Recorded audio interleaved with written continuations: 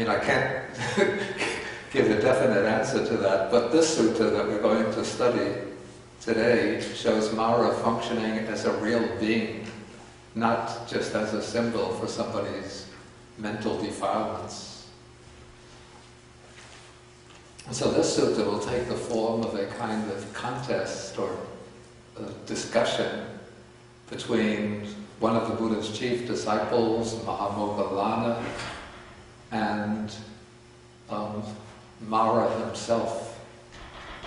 Okay, so we could turn to the text, and we see that the sutta begins. It doesn't really feature the Buddha, but it features Mahamoggallana, who is the Buddha's chief disciple in the exercise of supernormal powers or psychic powers. So Moggallana had the ability to multiply his body so that instead of seeing one body, you could see 10 bodies, 20 bodies. He could be in different places at the same time. He could fly through the sky without having to book a plane ticket. He could sink in water, sink into everybody sinks in water. He could walk on water, sink into the earth. Okay, so when this sutta opens, Mahamoggallana is living out, it seems, by himself, and he's out in the open, walking back and forth. And then on this occasion, it's a little strange sutta, but as we study this, we're going to try to see whether we can find, there has to be some message that's being conveyed by the sutta. It's not just purely for entertainment. So sometimes the suttas have a dash of humor, a dash of drama in them. So we'll try to find out what is the message being conveyed by the sutta. But as the sutta opens, Mara, of all places, he goes into Mahamoggallana's belly, and then from the belly or stomach, he goes into the bowels. So as Moggallana is walking back and forth, suddenly he feels his belly get so heavy, and then he wonders, why has my belly suddenly gotten so heavy? It seems like I've just eaten a whole bunch of beans. So he must have been feeling too uncomfortable, too much like a bellyache even to continue walking. And so he goes into his dwelling place, and then he sits down, and then he starts investigating himself, probably using like the divine eye to look into his body to find out, why did this feeling of heaviness suddenly come upon me? He probably ate just an ordinary meal. He was walking back and forth for exercise. So any food that he had eaten would have gotten well digested. So he was wondering, why suddenly my belly has just gotten so heavy? And then as he investigates his body, he sees that Mara is inside his bowels.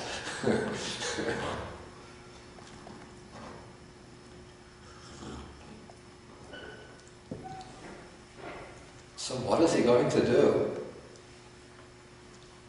So he addresses Mara.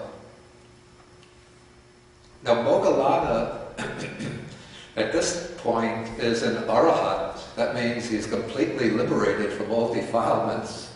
And so this could not be Mara just as a symbol for defilements in the mind. But here Mara is functioning as an independent living being who has his sort of malevolent purposes. He wants to create trouble for a disciple of the Buddha, even one who's fully liberated. And so Moggallana says to him, "Come out, evil one, come out, evil one.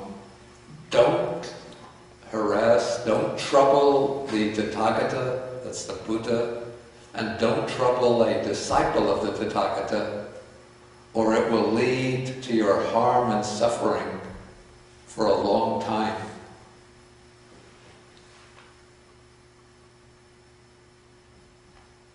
Okay, now Mara is probably swollen with pride.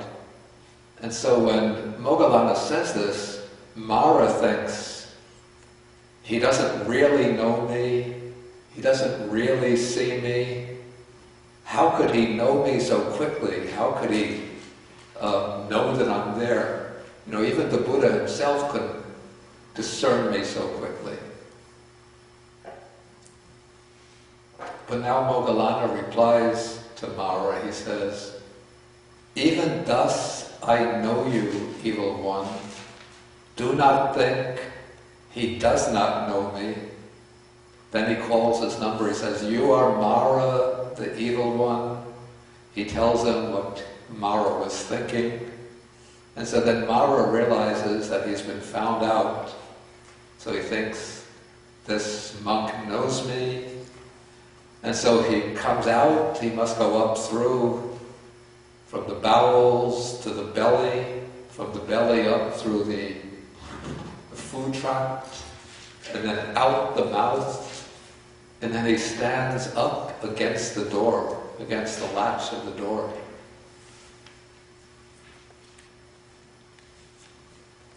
Maybe he's trying to hide there in some way. But then Moggallana sees him standing there and says, I see you there too, evil one. Do not think he does not see me. You are standing against the door bar, evil one. Okay, now Moggallana is going to relate a story to Mara.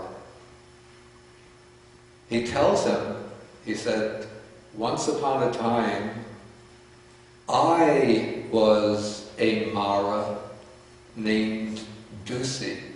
The word Dusi means something like the corrupter, the defiler. And I had a sister named Kali, and you are her son, so you are my nephew. Okay, to understand what's going on here, first we have to realize, as I explained last week, that Mara, though he's a real person, but Mara is actually something of a position rather than a fixed individual. To use the same analogy that I used last week, it's a little bit like the King of England. You know, so there's always a king or queen of England, but when one king dies, he passes away, and then another person gets appointed king. And he replaces, he be the heir to the throne, he becomes the King of England. And so the King of England, it's a kind of permanent position, at least in English, British government, British, what do you call this, the British sovereignty? But it's not always the same person that's occupying that position, but it's just one person at a time. And similarly, Mara is a position, not appointed, not elected, but different beings get to be Mara because of their karma. If they have those karmic, I think one would have to have a desire or aspiration to become Mara. So I don't know why anybody would have that aspiration. But through a certain type of karma, one gets to be Mara. Yeah. Well, Kali, of course, is Durga, like goddess in Hindu goddess. Yeah. Most powerful because she destroys any evil. So it may be an attack on Hinduism, of saying that when he was in that incarnation, he was a Hindu and he had the aspiration, right? And so it's. Actually, that's an interesting point, except that I'm not sure at what point Kali became a prominent deity in Hinduism. Perhaps she developed out of a folk deity. You know, Upper caste Hinduism is quite different from Shudra Hinduism. Yeah. And Shudras sometimes say that they're not even Hindu because they have a different set of deity. But it's actually, the Shudra Hinduism is the majority religion. The Brahminical is about 10% of the population. Mm. They just have all the money. That what? They have all the money and all the press releases. Yeah. Right, so they make the official propaganda. Yeah. Though I don't know in any Buddhist text from the early period an acknowledgement of Kali as a deity. I just don't know. It's something I'm not sure about. One would have to look into the history of the evolution of the Hindu deities, see whether Kali was a deity at that time.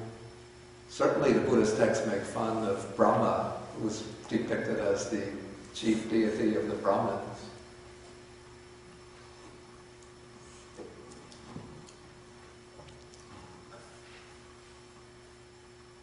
But it's interesting that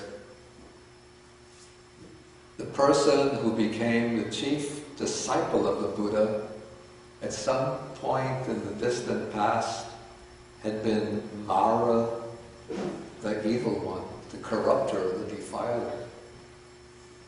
Any kind of message coming out from that?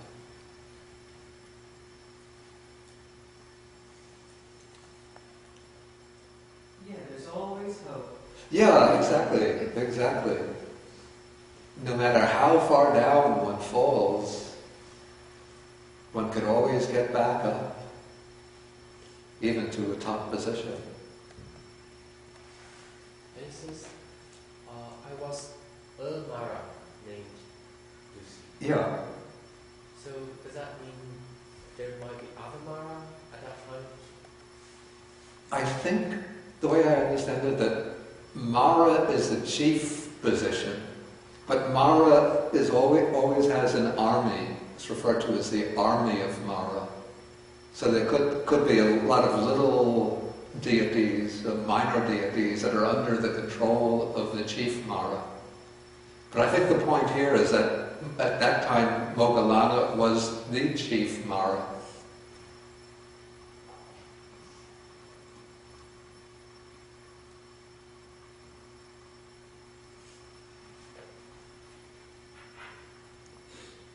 And is there anything else that's interesting that one could draw out from this? Reflecting particularly on Mahamoggallana, say compared to somebody like Sariputta or Ananda. Yeah. Well, Mahamoggallana was known for his great spiritual power, his idis. He had the magical powers. Yeah. Sariputta was known for his analytical wisdom. Yeah. Ananda was known for his great memory. Yeah. I also think he really exemplified compassion a lot too, but that's just my personal thing. Wait, say again. I also think Ananda really exemplifies compassion and memory. Yeah. But he's not, they don't really bring that out in the suttas. But, Mahamoggallana is the big magical one. It just sort of makes, it just kind of makes sense to me that you have this sort of little, almost like a fairy tale, lesson in because Sariputta is very dry. I think he's just sort of, I don't think he would, Thank you. It just wouldn't seem to fit with the other disciples, just in my view. Yeah, I think that this is an interesting point, because Mara is seen as exercising these supernormal powers, taking on different appearances in order to tempt and try to lead monks and nuns astray, being able to cause the earth to shake, being able to transform himself sometimes into a serpent, showing up demonical appearances, causing changes in the weather. And this seems to go quite naturally with the supernormal powers that Moggallana exercised. Yeah, I just wanted to add, to continue this thought one step further. And if one reads the text, one sees that Moggallana can sometimes be quite forceful in his character. Like there's an incident one time where the Buddha, it was the full moon night, and the Buddha was supposed to recite the Patimokkha, the code of monastic rules. But there is a corrupt monk in the assembly, and the Buddha doesn't specify who he is, but whenever Ananda asks the Buddha to recite the Patimokkha, the Buddha just remains silent several times till when the night comes to an end, the Buddha says to Ananda, the assembly is not pure. Then Moggallana thinks to himself, who is the Buddha referring to in this assembly? And then he uses his supernormal power to look into the minds of the other monks. And then he sees one monk sitting there who is corrupt, defiled, not a real monk, though pretending to be one, and so on. And so Moggallana goes up to him and says, the Buddha has seen you, friend, get out. 3 times Moggallana says that, and the monk just remains sitting there, or this person disguised as a monk sitting there. Then Moggallana thinks to himself, this is amazing, this guy is spoken to 3 times, but he doesn't leave. Then Moggallana grabs him by the arm, pulls him out of the assembly hall, and closes and locks the door behind him. So one doesn't see Ananda doing something like that, or Sariputta doing something like that. But Moggallana does that. But Matt has a question. This implies that Moggallana has had past lives, and I wonder if any of the other of his disciples in the text are referred to also had previous lives, previous Buddhas, because he talks about it. Interesting question.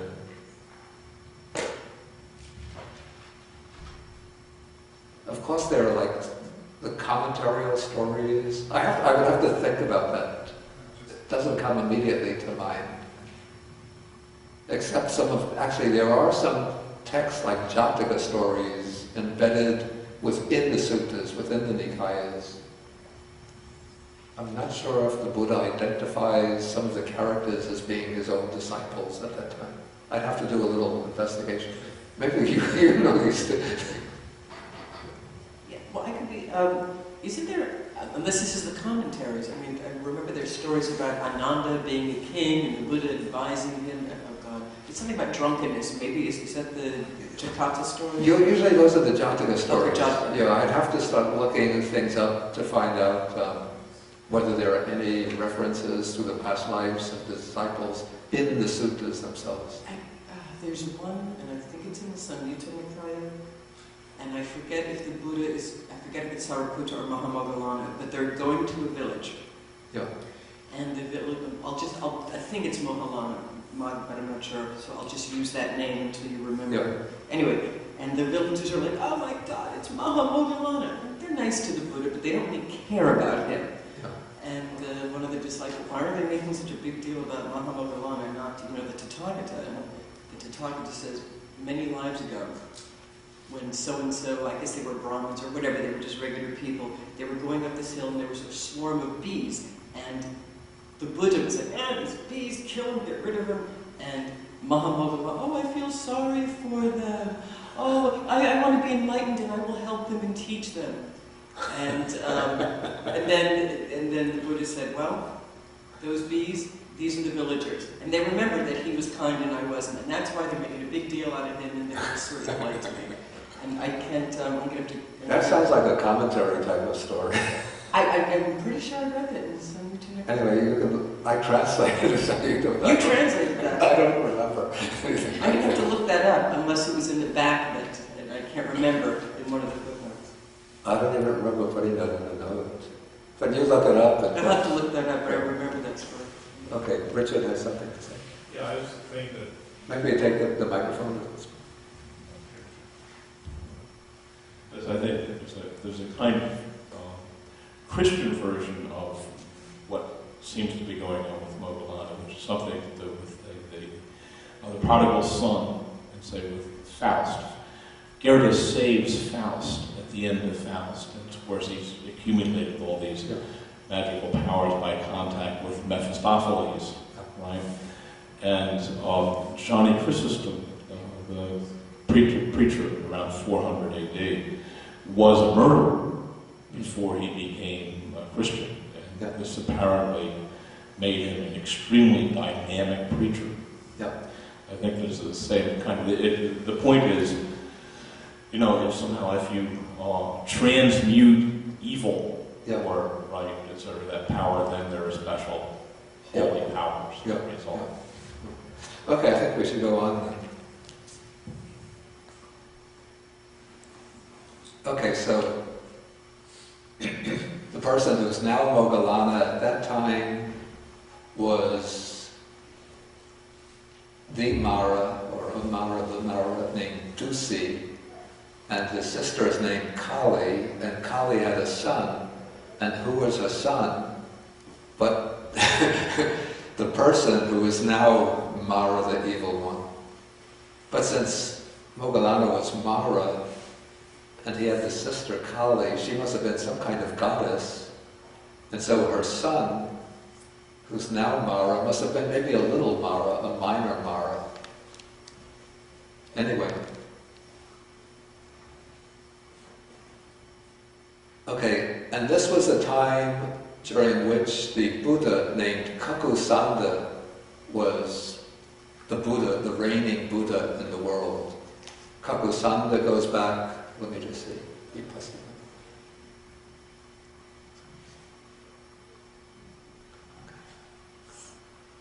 Anyway, Kakusanda goes back a long, long way, even before Kassapa Buddha.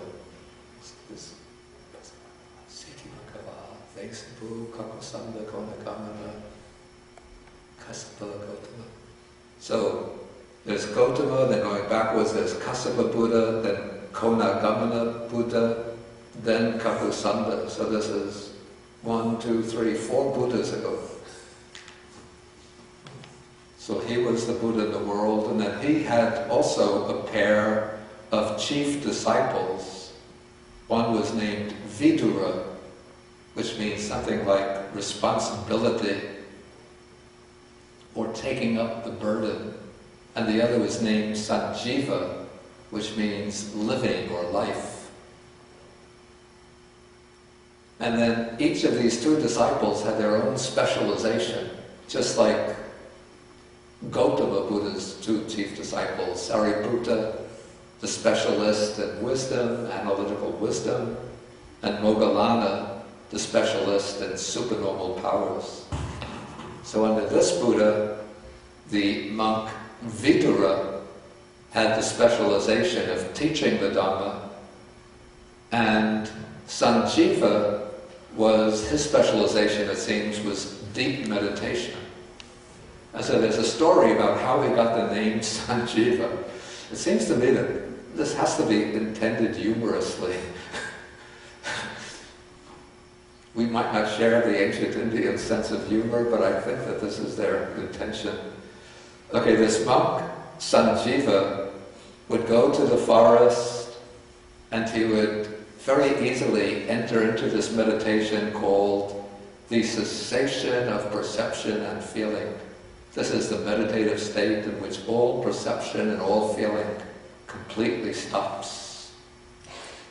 And it's said that when one is in the state of meditation, nothing could harm one. It's sort of like it creates almost like the magical shield around the body. Remember, was it the Colgate advertisement for the teeth?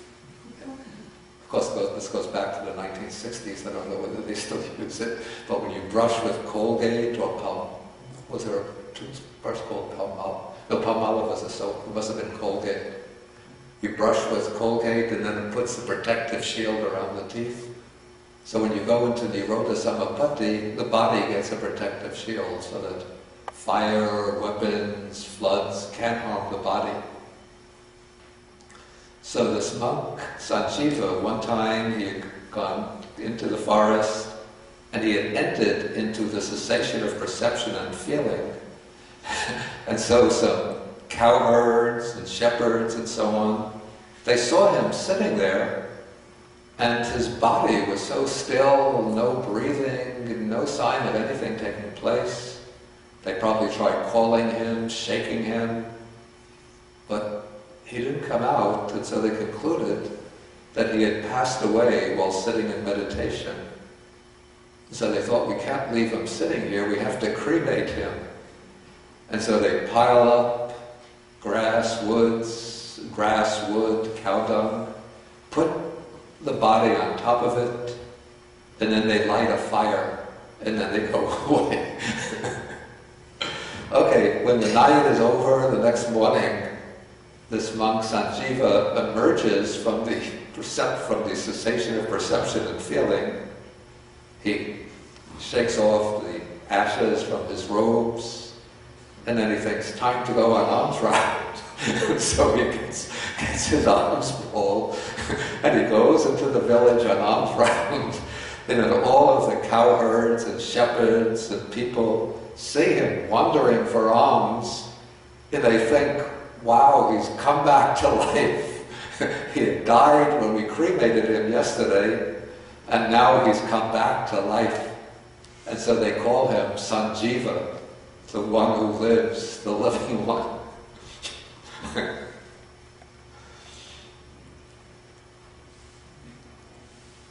Okay, now Mara, this is the Maratajjaniya, wants to create trouble for the good monks under the Buddha Kakusanda. So Mara has to find some way to shake their minds, to shake their mental stability, because that's how Mara gets an opportunity to enter, to get control of a person's mind.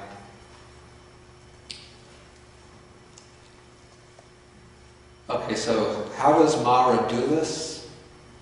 Mara is not going to go about it directly, but he's going to go about this using the lay people as a kind of channel or vehicle. And so the text says that Mara thinks to himself, let me now take possession of the Brahmin householders, and I'll tell them, that is, he's going to sort of tempt them or lure them into abusing and reviling the good monks. So, getting control of their mind, he plants in their mind the impulse, the thought.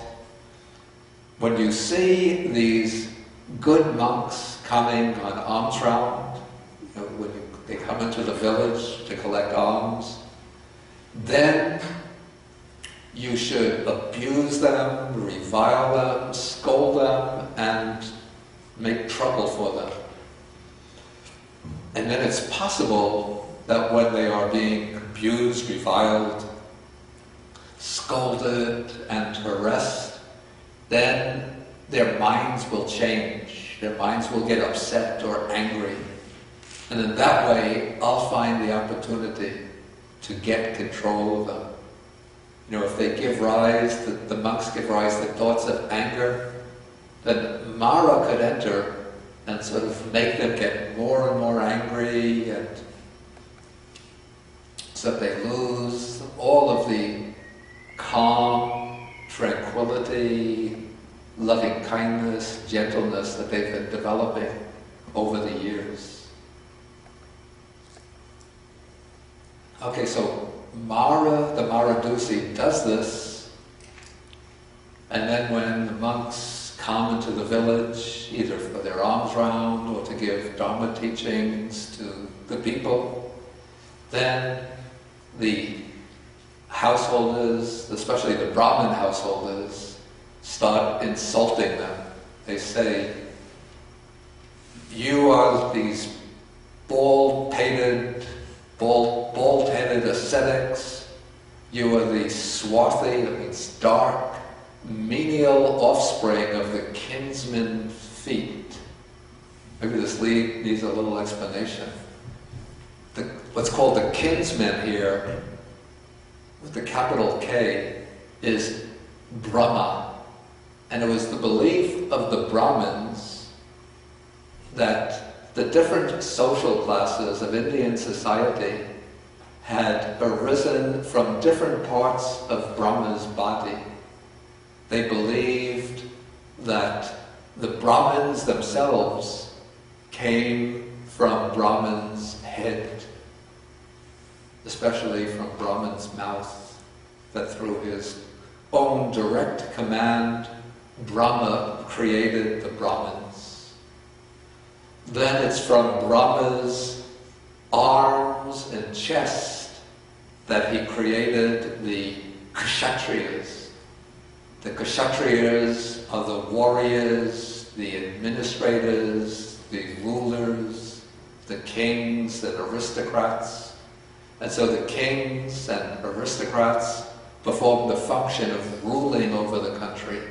They exercise political power, and that's seen as the function of for the body. It takes strong arms and a strong chest for a person to be able to do things effectively with the body. Then the Brahmins believed that the Vaishyas sprung from Brahma's thighs.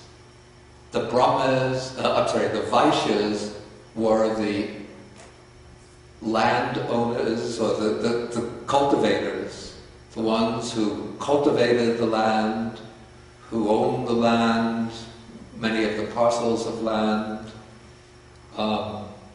who raised the cattle, who worked as merchants.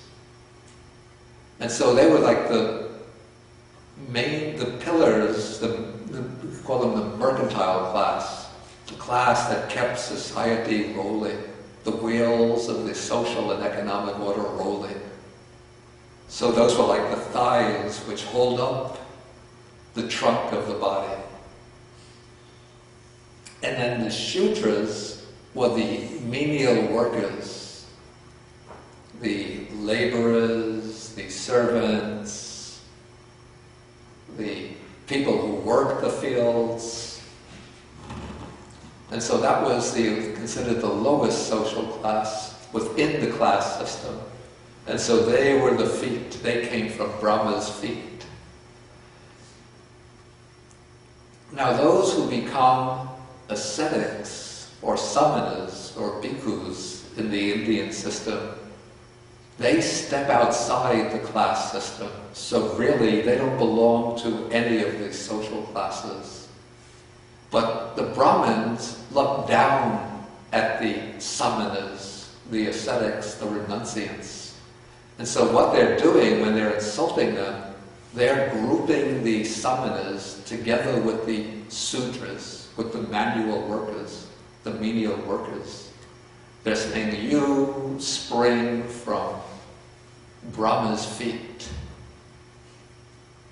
And so they call them baldies because they would shave their heads. I used to get this too, not anymore, but back sometimes in the 1970s when I was back in the US, and walking through the streets, they would call out, why don't you grow your hair? Baldy, bald head. Those days I was young, nowadays they don't have any reason to say that to me.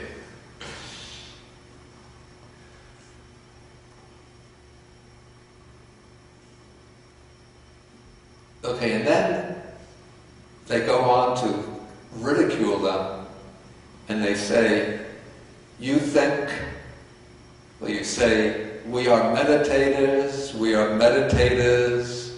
then with shoulders drooping, with head down and all limp.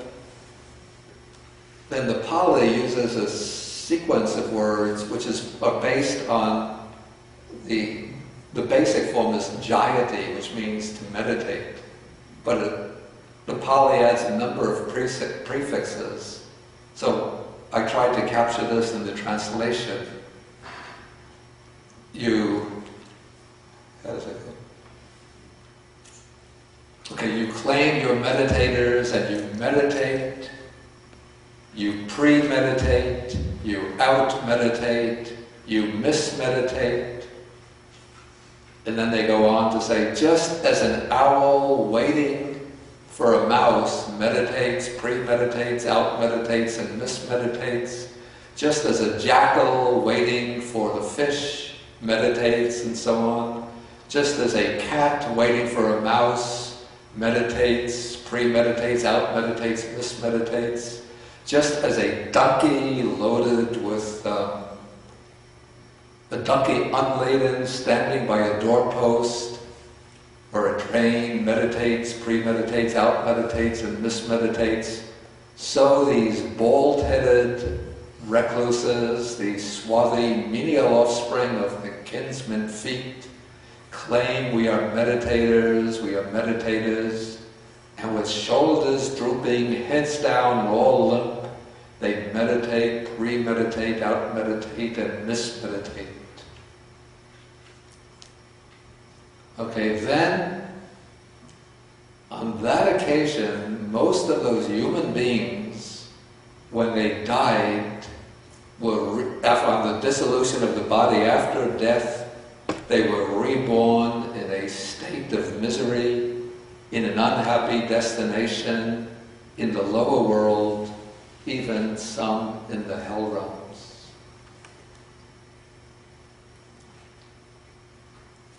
Okay, any kind of agenda underlying this passage?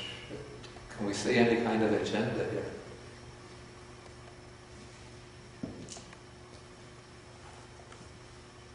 Looks like even when those Brahmins, they are controlled by Mara in performing those unwholesome activities. Yeah. But they themselves still bear the results, and they get unfortunate rebirth. Yeah, this is an important point. This isn't quite what I had in mind when I was speaking about the agenda, but this is what is explained by the commentaries. You know, at first glance, when we look at this, it seems unfair that if Mara takes possession of them and controls them, then it's Mara's responsibility, not theirs. They're just being controlled by Mara like puppets. So, in that case, the people themselves, the human beings, shouldn't bear the karmic responsibility. So what the commentary says is that even though Mara entered them, sort of entered their minds, but Mara wasn't controlling them, but Mara was just giving sort of suggestions to them, telling them, sort of like in the form of temptations, tempting them to act like that. But he was not manipulating them so that they were like a person in a trance who's been told by a hypnotist, you know, you should go up to the third stranger who comes walking down the street and slap him in the face. In that case, if the person does that, we have to say the person isn't responsible for hurting another, it's the hypnotist who tells them that. But this maybe it's more analogous to maybe a demagogue who's inciting a crowd, you know, maybe during the South in the early 1960s, saying, go to the houses of the black people and burn their houses down.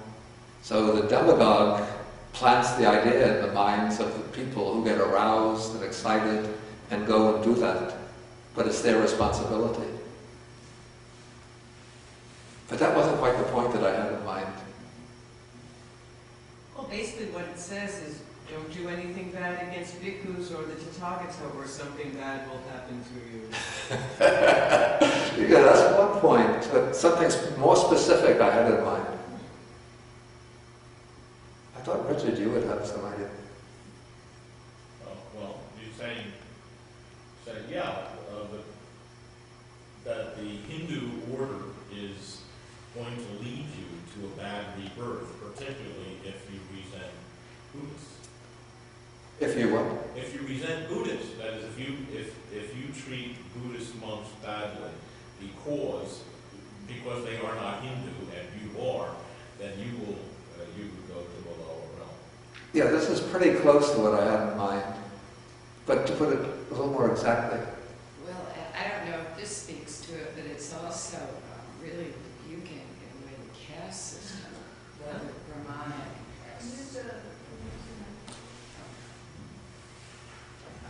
I don't know if this speaks to what you had in mind either, but it's really speaking against the prejudice of the caste system. It is speaking against the prejudice of the caste system, but okay, let me give you a hint to what I had in mind. Don't forget that this is depicted as having taken place during the reign or the time of an earlier Buddha, the Buddha Kakosanda. So what is the agenda, the underlying agenda here? Okay, I'll say that. I think Richard was quite close. That even though this is depicted as having taken place, way back, maybe hundreds of aeons in the past, but this was probably just reflecting everyday experience of the monks during the Buddha Gautama's own time.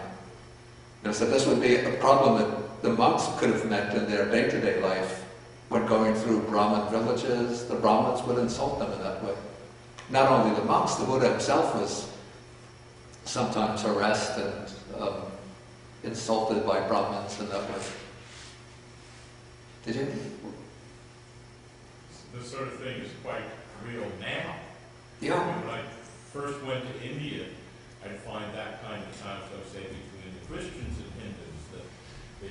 The poor, impoverished Christians will come up to me and say, but we live in the land of the snake people, right? The Nagas, right? They say, that all these people are vicious to us, they're vile and evil, and so on. So those kinds of caste conflicts and caste and religious conflicts are all over the place. Yeah.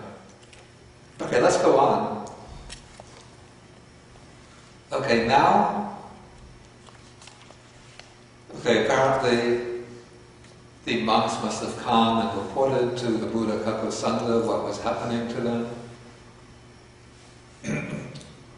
And so the Buddha Kakosanda instructs the monks, he says, monks, this is Maratajjaniya who has taken possession of the Brahmin householders, and they're acting on his instructions. So now the Buddha gives them some advice. He says, come monks, dwell pervading one quarter with a mind imbued with loving kindness. Likewise, the second, the third, the fourth, above, below, around, and everywhere. And so pervade the whole world with the mind of loving kindness, abundant, exalted, immeasurable, without hostility, without ill will. And so pervade the whole world with a mind of compassion, altruistic joy, and equanimity.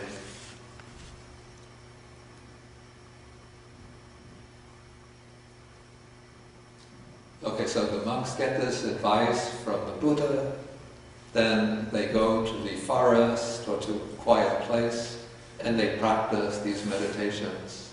These are the 4 immeasurable states, or the 4 Brahmavihara, the 4 divine abodes.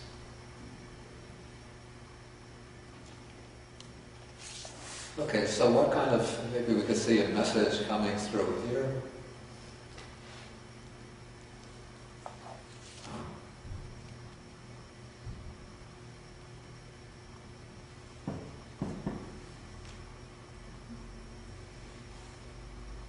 What would be the message?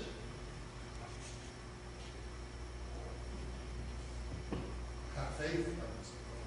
Wait, take the microphone. I suppose the message would be just to have faith in your practice in the Dhamma and not worry about it. Yeah, but it's not so much faith in the practice, but special kind of practice. What is the way to develop, to deal with this kind of antagonism from others? Aggression, deal with antagonism is...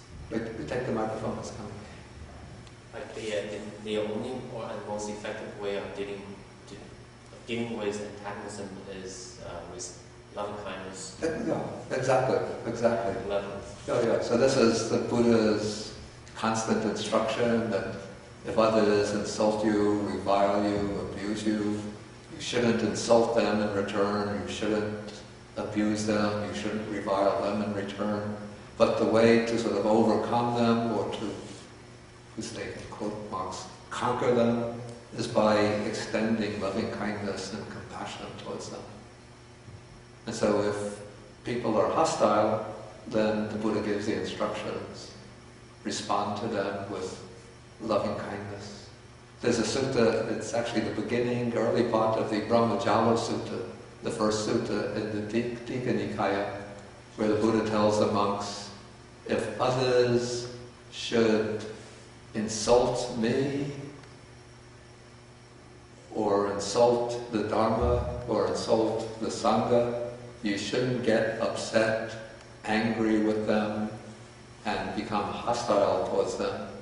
But you should go to them, you should say, for such and such reason, he says, you shouldn't get upset with them, angry with them, or become hostile towards them, because if you do so, that will just be for your own harm and suffering. But instead, you should go to them and say to them, what you say is wrong, this is the reason why it's wrong, that's the reason why this is wrong, this is the reason why that is wrong, and so on. Okay, so the monks practice the 4 immeasurable states, and then when they next come through the village, next time they have to go to the village, when the Brahmins insult them and abuse them, then the monks just radiate loving kindness and compassion, and this will perhaps transform the minds of the Brahmins. Okay, so Mara, now he realizes that he's lost this round to the Buddha and the monks, so he wants to think of another strategy. So now I'm in paragraph 16. So now Mara thinks, in effect he says, I've lost out on this round, so let me now take possession of the Brahmin householders and tell them, come now, honor, respect, revere, and venerate the virtuous bhikkhus of good character. Then perhaps when they are honored, respected, revered, and venerated by you, some change will come about in their minds, whereby the Maradusi may find an opportunity. Okay, so what is the agenda being, sort of the purpose of this passage here?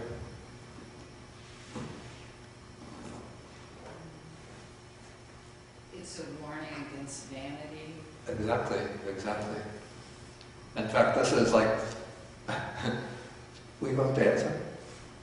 No, I was just going to say, give him enough rope and milk. She put it more succinctly. I was just going to say, she put it very well with vanity, but I was going to say, give the monks enough rope and they'll choke themselves with it. They'll stop. Okay. Yeah, this is probably the bigger danger for the monks, not in the Brahminic society, but in the society of the faithful, the Buddhist devotees. Like one of the problems that is called Labha Sakara Siloka, which means gain, honor, and fame or veneration. And so people come, the lay people who have faith in Buddhism, of course they bow down as a proper form of respect. But when people bow down, the monk can think, oh, they're doing that because I'm somebody special. So it must be my personal charisma which is inducing them to bow down to me. And then people will come, in Buddhist countries it's considered the way to acquire merit is to make offerings to monks. So people will come and honor them by giving them sometimes Well, basically, the lay people should support the monks with their material needs, but sometimes they'll go to excess and overload them with material things. And again, the monks can become swollen with pride, conceit, and vanity. And then they become, when that happens, then they become negligent and neglect, they become heedless and they neglect their practice, their training. Okay, so the monks must have come to the Buddha and reported that now that now the householders were honoring, respecting, and revering them. I'm sorry, I'm jumping the gun.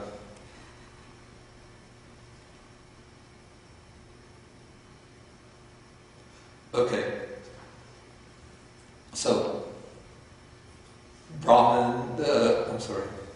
Mara, the evil one, takes possession of the Brahmin householders' minds, and so the Brahmin householders honor, respect, revere, and venerate the monks. And so on that occasion, it said most of those human beings, when they died, were reborn on the dissolution of the body after death in a happy destination, even the heavenly world. Again, in this case, it seems Mara is not controlling the lay people, but he is inducing them to act in this way. But they choose to act in that way of their own free will. And so by doing this, then they do get merit because they're showing respect and reverence to the Sangha, one of the fields of merit, and making offerings, which it's all meritorious. But Mara's intention is a bad one, even though the lay people being induced by him might have a good intention. Okay, so now the monks must have come, reported to the Buddha what was happening, and then the Buddha gives some advice to the monks.